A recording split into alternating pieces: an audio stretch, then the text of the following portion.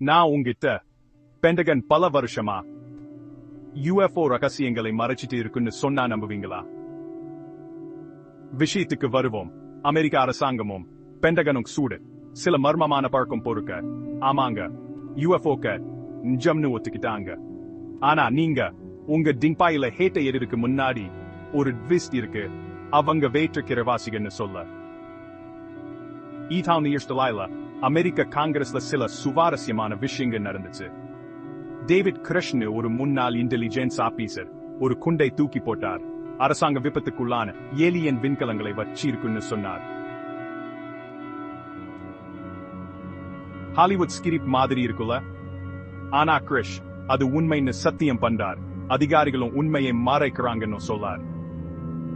இதுக்கிடையில அமெரிக்க கடற்படையில 2004 இருந்து 144க்கும் அதிகமான வினோதமான காட்சிகளை பார்த்திருக்காங்க.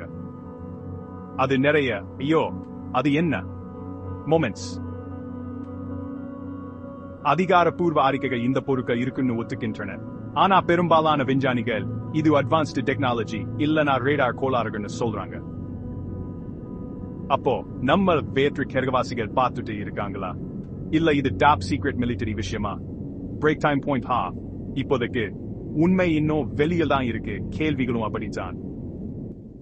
தொடர்ந்து ஆர்வமா இருங்க.